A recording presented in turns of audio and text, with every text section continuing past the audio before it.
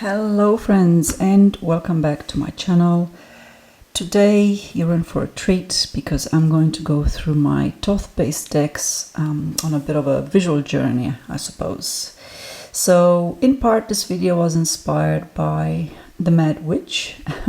I only recently came across her channel and really loved the way she does. She's got these like cubbyhole explorations, and she did one on the Thoth, and that sort of gave me the idea, well, hang on, I actually do have quite a few Thoth-based decks in my collection, and it'll be really nice to group them all together and to just have a look at what's there, because some of those I haven't used in years, literally years. And I guess that's understandable.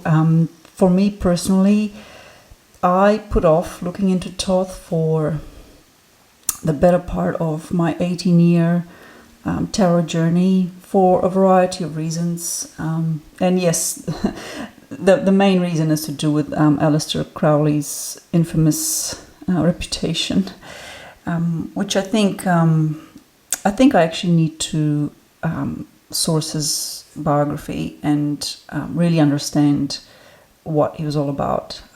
But anyway, that's an aside. And I would also like to say thank you to Diane. She has a new channel called Indigo Moon Woman, and she recommended the two Thoth books I've got here. First one is Duquette's Understanding Aleister Crowley's Thoth Tarot, and the other one is Ziegler's Tarot Mirror of the Soul.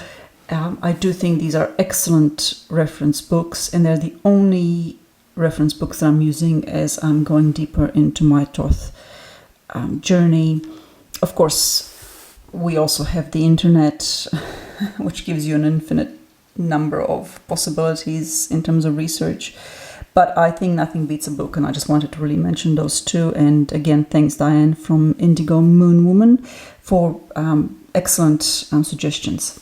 So let's get started. I'm going to start with my oldest Thoth deck, which is also paradoxically my newest, because I only came across this, I only welcomed this into my collection this month. It arrived, and the box is a bit tattered and torn. So this is a deck from 1978. Okay, and someone put it up for sale. It was 100 Australian dollars. And here in Australia, we pay an extra, usually $11 or $12 Australian dollars in shipping. So all up 112 Australian dollars. And, you know, because it's a 1978 deck, I've always wanted a vintage Thoth, even though I find the cards far too big for my liking. I prefer smaller cards because I've got smaller hands. But anyhow, I really wanted an older Thoth, and of course there are ones that are much older than this, but they're beyond my budget. I think $100 Australian really wasn't too bad for this deck. So yes, it has the instruction booklet. This is by US Games. James Wasserman. Not sure who he is. Like I said, I'm really at the beginning of my journey into Thoth, but I just thought I'd show you some of these cards. What do I think of it? I think that for me personally, I will enjoy tea as I'm going through this. And make a bit more space. Yeah, for me personally, the cards feel a bit thin. I'd be worried about working with these a lot in terms of damaging them. They are actually in amazing condition. They are pristine, basically. Even the edges, not a tear. Absolutely immaculate, in my opinion. I do love that the artwork does stand out. You know, that's the big advantage with bigger decks. We get more of the picture, and sometimes more is better. But I won't be using this a lot. This is one of those sort of like I'm keeping it in my collection because I've always wanted one, and I really like to have a more vintage Thoth. But in terms of actually using it, I'm just too afraid that I will just ruin it. Because the decks that I use for readings are like true working decks. I use them a lot, I use them regularly, and time takes its toll, as it does on all of us. But I'm very happy, very, very happy with this, to have acquired this. And I don't know much about all the different versions of Thoth out there. But the one that I am working with, I'm going to leave this one up here. I'll see if I can find some cards to compare. Let's have a look.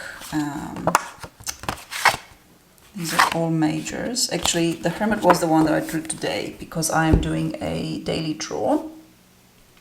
And yes, I've even got my journal up here. I just had to be done. If I'm gonna give this serious thought, I've got to do a bit of journaling and contemplation with it. So the one that I do use from my daily work and the daily draws is this little handy, much smaller version. Now this, I thought this was an AGM Mueller publication or AGM publication, but it says here Copenhagen. I'm not familiar with the publishing companies in Europe, especially in the Nordic countries. It is in Dutch. And what I love about this, and the reason I got it, well, I actually thought it was an AGM publication. I got it for the cardstock because I do like some of their cardstock that they use in their decks. And it's true with this one too. I absolutely, really, really adore the cardstock for this deck. It's really, really easy. Why is that? Let me explain why I like it. They're effortless to shuffle. It's light. They don't feel cumbersome. A lot of decks these days go for, the extra appeal of gilding and lots of other, printing features that I feel can make the decks a bit more difficult to shuffle, and I'm just not into that. I like a bit of simplicity, and I like classical decks, by classical I mean, the good old days in the 80s and 90s and 2000s when, well, it was a different world back then, wasn't it? Anyhow, so let me see, I think I might have the Hermit in my journal because I'm writing a bit about it at the moment. I do. Let's compare. So size-wise, just look at that. This is my kind of deck size. And obviously it's in Dutch, and that was, I didn't realize that when I bought it. I can be terribly absent-minded, okay?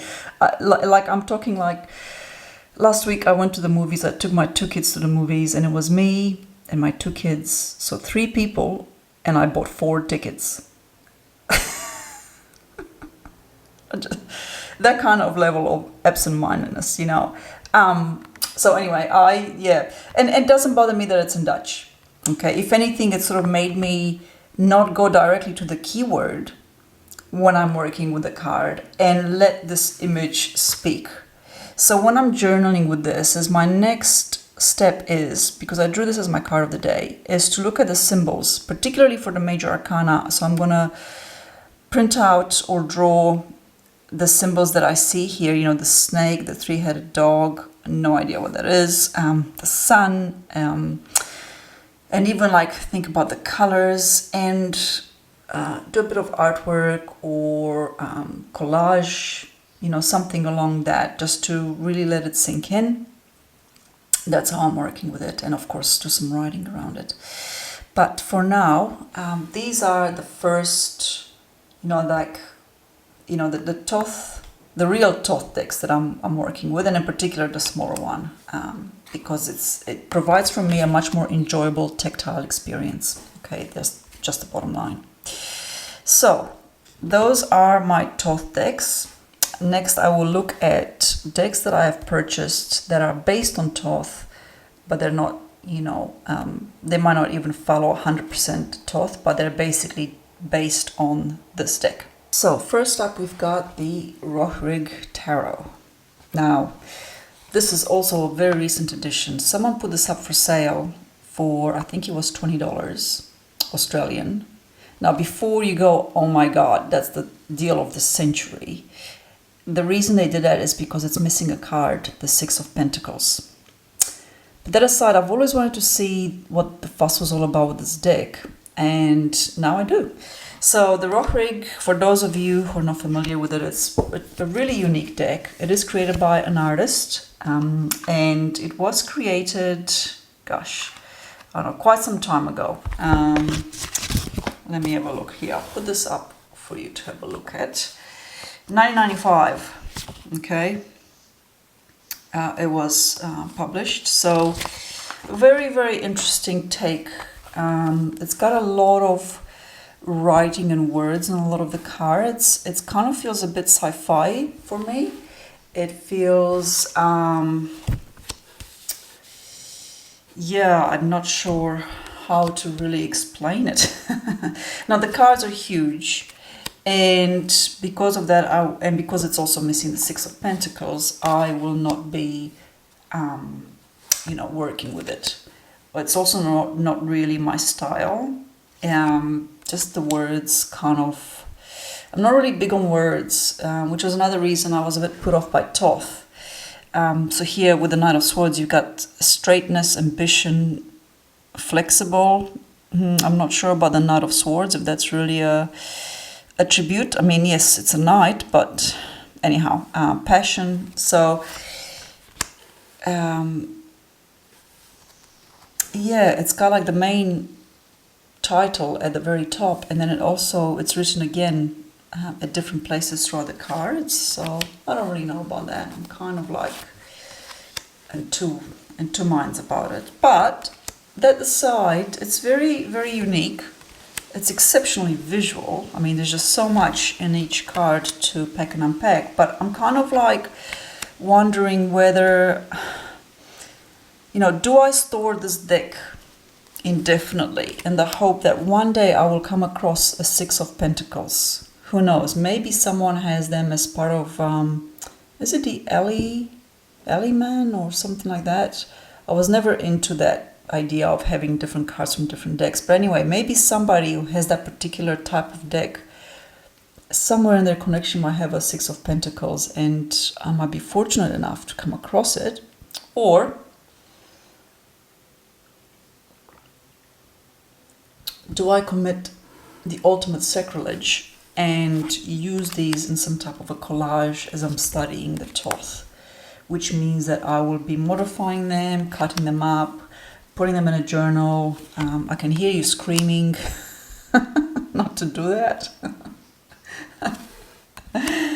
Because it's very, very rare. I'm not sure how many copies of this were printed, but it's really hard to come across, and that's why a complete set will go for easily a couple of $100, probably more like $300 or $400. And there's a lot of nudity, by the way, as well in it. So anyway, that's the Hindel. Very, very unique, very interesting.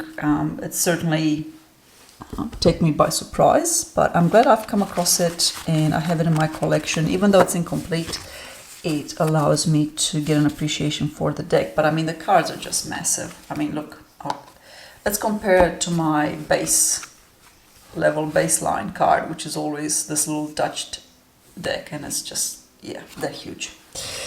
All right, next up after the Hindel, we've got the Barbara Walker. So I purchased this in the good old days when, number one, the Theosophical Bookshop had a lovely shop in Melbourne that was just a pleasure to be in. I've heard that they moved since then, and unfortunately they closed down their online website, where you could purchase their stock online. I'm not sure if that's back up, but I thought that was such a bad move in today's day and age. But anyway, So I walked in there, and yes, I did pay $29.95. I bought this circa 2012, 2013, something like that. And I didn't know anything about it. And so I brought it home, and I was just like, what is this all about?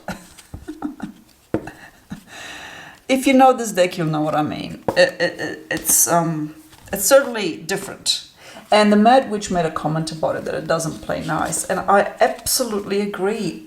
Like, don't get me wrong. Oh, you will get answers from it. You will get answers like straight to the point. No two ways about it. I've read with this many times, but gosh, I mean, when you get a card like that, it's like, oh my God. Yeah, some of the cards are just like really rough. They kind of like kick you in the guts sometimes, I feel. Like it's really, do you have to be this rough? But sometimes we need like a straight to the point kind of a deck. Not one that beats around the bush or is all love and light. This is not a love and light deck. It's got that in it. My take on it is that yes, it is a really good reading deck, but it's not for everyone. You've got to be in the right frame of mind to read with this deck.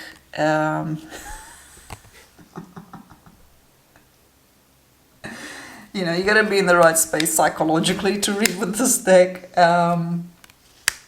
Gosh, it's, yeah, very, very interesting. And I believe there's a book that accompanies this, and I don't have that, and I would really, really like that. But I did come across critique of Barbara Walker that basically said that her book was factually incorrect. So I'm going to have to really look into that. If that's true, that would be very, very disappointing.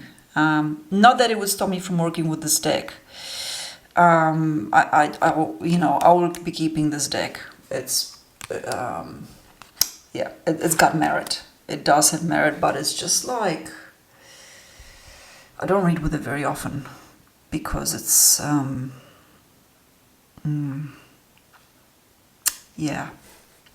I just need to be in the right space to read with it, okay? And I think that kind of says it all. But it's a Thoth-based deck, and I will get it out from time to time. From one extreme to the other, we're now looking at the Vision Quest by AGM. It was created by Gaia Winter and Dose. I'm sorry, I'm terrible with names. And this is a really wonderful deck. Out of all my Thoth decks, this one and the Sun and Moon are the ones that I tend to reach for most commonly because they're just really lovely, supportive decks. It is based on Native American culture and tradition, as the image probably gives you a clue. My one pet peeve with this is that the cards are very, very plasticky. There'll be quite a bit of glare, and I just don't like that. The shuffling is cumbersome. They don't, you can't just fan them out. Like they really stick together. That's kind of like my main beef with this deck. But that aside, it's such a wonderful little deck.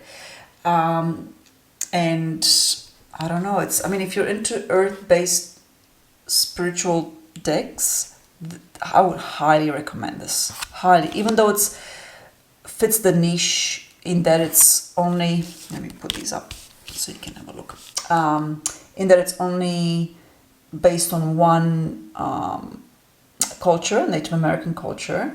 That's never really bothered me, to be honest. I think that I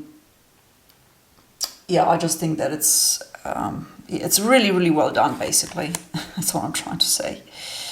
And it's just so supportive, so warm, and it allows you to read very easily because it's not overly cluttered with symbolism, which is one of my challenges with the Thoth, there's just a lot of symbolism in so many different decks that I feel clutter the image. Whereas here, you don't get any of that. It's, yeah, absolutely beautifully done. So, yeah, I would, this is like a highly recommended deck of mine. Oh, look at that, Transformation. I don't know if you can see that very well, but it's just so, oh, you know, it captures that element of shamanism and connection to spirit that is so strong and prevalent and ingrained in indigenous cultures around the world. Yeah, I think that it's really, really well done. So this is the Vision Quest Tarot. Ooh, and this is one of my all-time favorites, even though it's really not an easy deck to read with. But I love it so much. This is like, you know, my true witchy deck. Not least because I looked up the author, Yolanda herself. It's illustrated by Hans Arnold, but it's created by Joanda. I'm not sure what her surname is actually, but I did come across her. So this is an AGM publication, 2008. It has been re-released with a guidebook, but I'm not sure if that's in English, and this is a great reminder for me to look that up, because I would love a guidebook of this deck in English. Very, very unique deck. This is not an easy deck to read with, because it's just so quirky and odd, and yeah, I don't really know what to make of it, but I've always loved it and I've always connected with it. I think I did like one of Don Michel's hashtag about the tarot community and, you know, the role that different decks play. And I think, I'm pretty sure I assigned this as the witch, because it is. It's just so fantastic. Yes, the purple can be a bit dominant,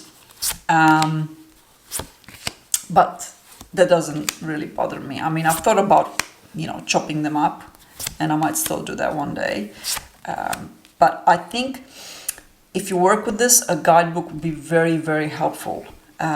Like super helpful, because some of the cards are a bit difficult to, you know, to read or to understand, and you kind of wonder where the symbolism has come from and what's it got to do with the card. Yeah, I love to see Australia represented with the kangaroo. That's fantastic. But I love the fact, you know, I mean, this is a hand-painted deck or hand-illustrated, which I really, really, I really dig. That's the thing I love the most in tarot, is hand-painted, hand-illustrated, hand-drawn. And that comes through in this deck, and it's just, a really wonderful journey to work with it. So this is the Yolanda Tarot, and I will get a guidebook for it if it's out there in English.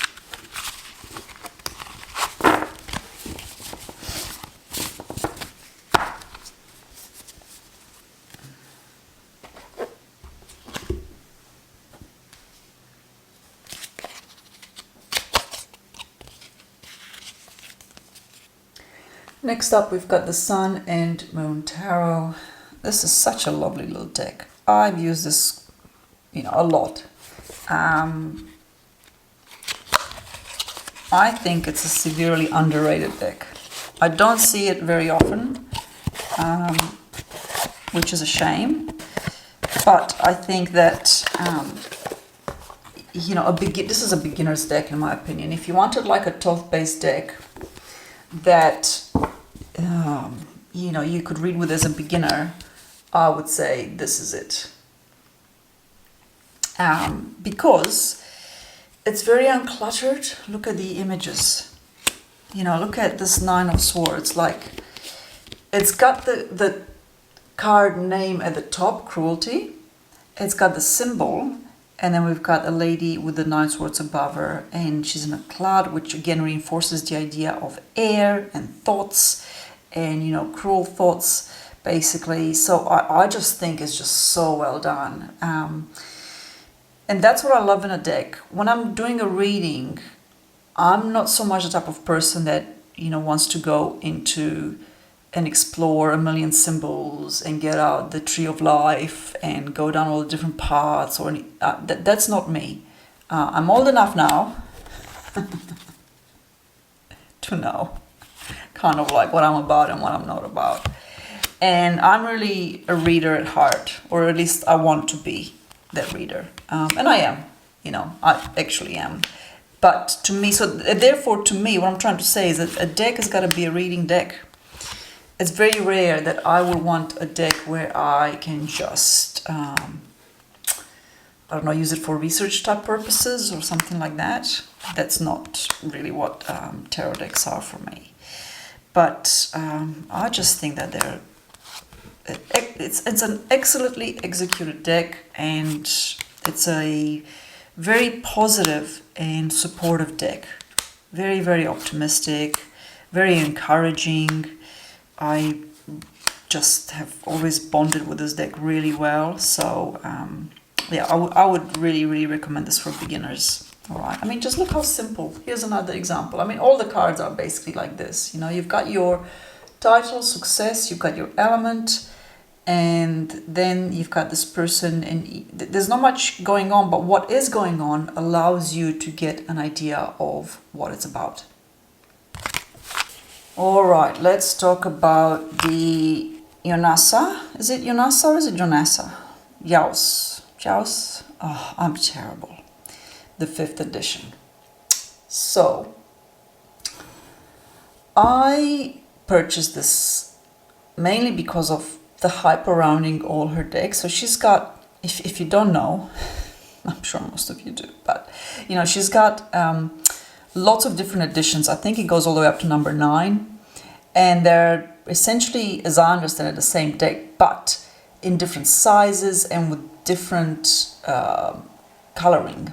All right, and so I bought this just to see what it's all about, essentially.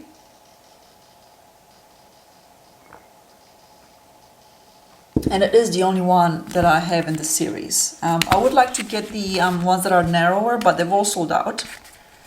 I'm not sure if she does like limited releases, or like they're not printed in large quantities or what, but they're all sold out, and they're very highly sought after. So the one that I've got, the 5th edition, is the one that has the sort of like a greenish kind of predominant color scheme, and it's in Spanish. So what can I say about this? I have hardly used this, and I mean, I think I might have done 1 or 2 readings with it, and I've had this for years, and then put it aside because I don't know, I just haven't really bonded with it, and I kind of feel it's almost like, I'm not sure if I should admit that, because they're such highly sought after decks that some people might not understand, like how could that be? These are like the most amazing decks. But for me, I recognize the merit in the artwork. Don't get me wrong, I'm not criticizing that.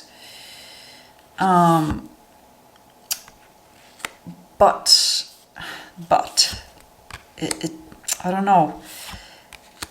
It's only because I like its artistic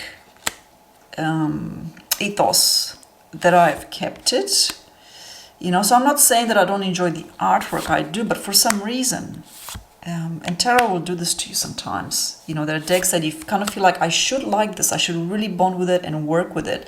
And hey, I've learned that maybe it's just not the right time. Sometimes that happens.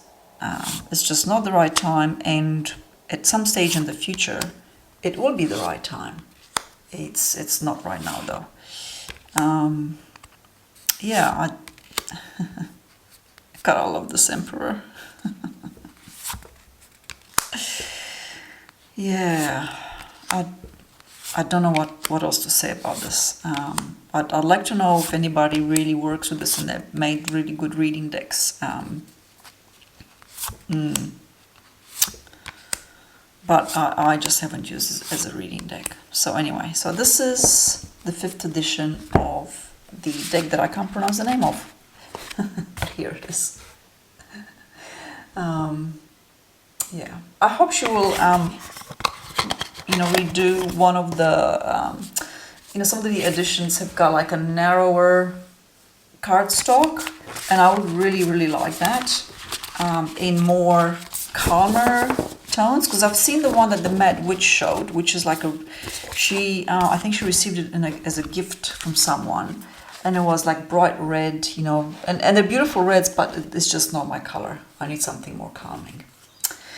On to the next Tarot of the Spirit. This is another one of those quiet decks out there in the tarot community that you don't come across too often. This was actually one of my very first decks that I bought. I mean, it's old. You can tell the box is so faded. I bought this such a long time ago. Printed in Belgium. Interesting. I didn't know that. And it does come with a little booklet. So this is by Pamela Eakins and Joyce Eakins. They're a mother-daughter duo. And this is basically how would I describe it? A modern, kind of like a modern abstract art interpretation.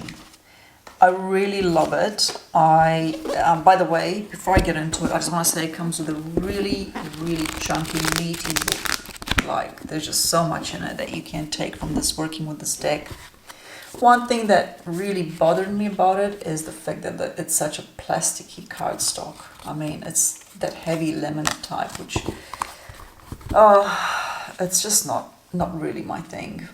But cardstock aside, this is a really gorgeous deck to work with for those times when you want a more deeply introspective experience, an inward experience. This is a deck where you light your candles and it's nighttime and it's just you and this deck, and you've got the time to explore it one card at a time. I have never read for anyone with this deck. I think it would be quite tricky to read for someone, particularly, like, this is not a deck, at least in my opinion, it's not a deck that I would use for day-to-day pragmatic readings, will I get the job? That kind of stuff. Like, I wouldn't read it for that, okay? I don't consider it that, like, it might very well work out, but it's just not, I think this is like for me, this is my personal, introspective, contemplative deck, and I love the artwork. And I'm not a huge fan of modern abstract art, but I like this, and I always have. And the fact that it comes with such a decent guidebook to explore, really, really love that. I think that some of the keywords, like here, this 8 of Waters, still waters, I'm not sure if that's actually what it is in the actual Thoth deck, but it doesn't bother me. I mean, I just look at how beautiful those colors go together. And I'm just a bit peeved that it's got a plasticky cardstock. I don't know. Can you feel that? That really just irritates me. And finally, this is chunky. I mean, you can hear it. The Maria Tarot. I am so glad that this got successfully funded on Kickstarter. I think I got this a couple of years ago, or maybe last year, but it took a while to get it. And I'm really, really glad that the artist has persevered with it, and I'll show you why. I think it's stunning.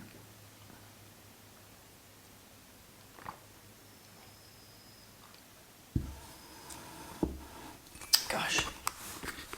So it's got this really excellent box. And then, let's get on the cards. where shall I put this? It does come with a guidebook, which is in color too, and it's got the the cards, and then a bit about the symbolism and the meaning. A really, really good guidebook. For such a small guidebook, it's excellent. Highly, highly commend the artist for doing an excellent job with the guidebook. And then these are the backs. Now let's see, this glides effortlessly. Look at that. That's what I love that in a deck. They are big cards though, which I excuse. You have been pardoned, my little deck, because the artwork really does need a card of this size. All right. I love this. Let's do a little visual journey. I love this so much. Oh, look at that. Prince of Discs, so earthy. The choice of colors for each card is brilliant. The way they're put together. I'm not an art critic, right? Obviously, this is my personal opinion. But I love that. Those colors in the Hangman, I'm very partial to these type of colors, particularly living in the Whitsundays, where you get those colors in the waters all around Airlie Beach and the Whitsundays Islands. The sun. I just think, yeah, Queen of Wands.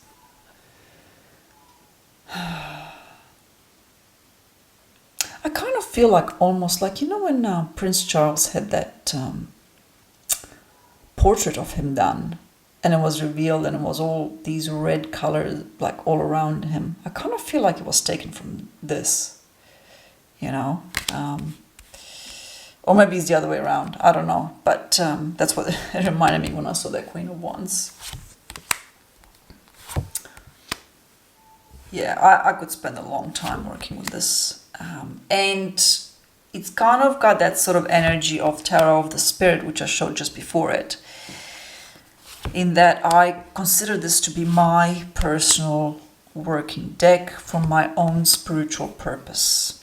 Not pragmatic purposes, not day-to-day questions, not will I get the job or, anything like that. This is very much a contemplative deck, and I love it. I think it's absolutely stunning. I can't say enough about it. It's just like even the Nine of Swords here. I don't have the right light to actually show you, but you've got the 9 swords, and then you've got just the choice of color and the way she's chosen to put it all together.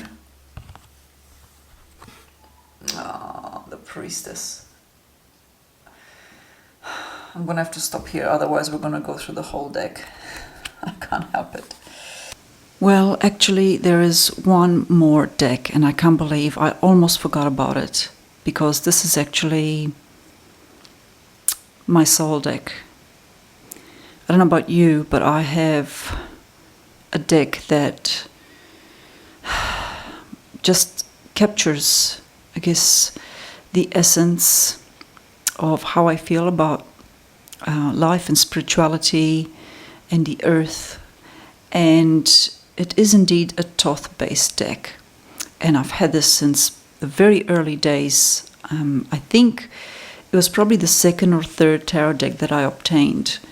And it was obviously a little bit beyond my comprehension at the time, because not only was I not into Thoth, I was learning a Rider-Waite-based system, but also this particular deck is certainly not one that is, let's say, beginner friendly.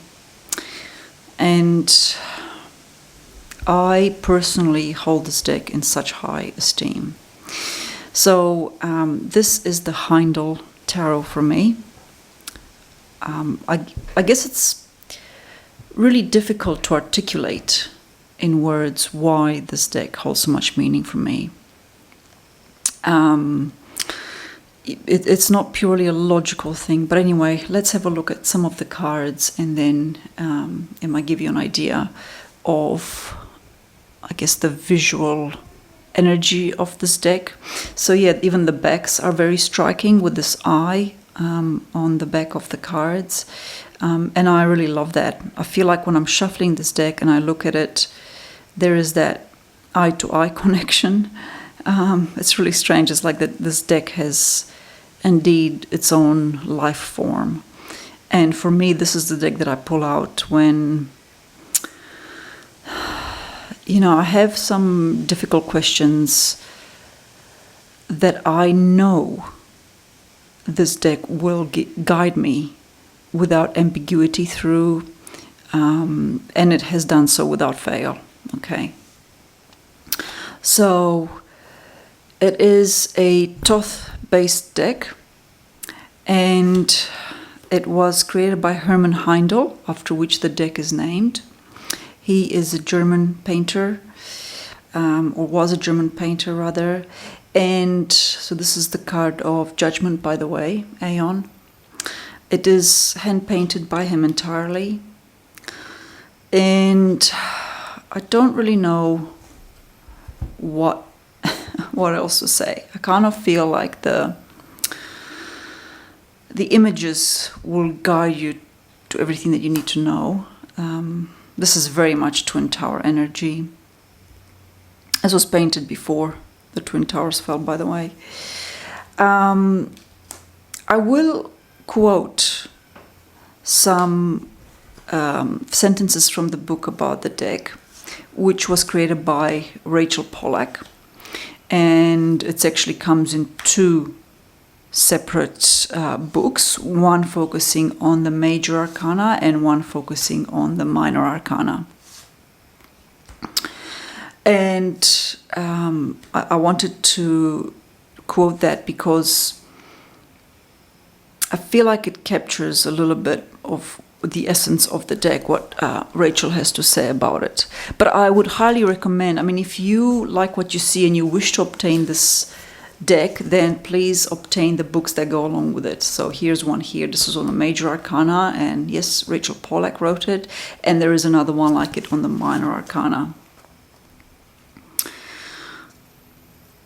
So Rachel writes, though Hermann Hindel worked to a large extent unconsciously, not planning the symbolism so much as allowing it to emerge in the painting, the pictures present a complex yet at the same time unified vision. We will explore this vision and its concepts in the individual cards. However, we can describe the central theme of the Hindel Tarot as the renewal of the earth, not just the material resources, but the spiritual earth.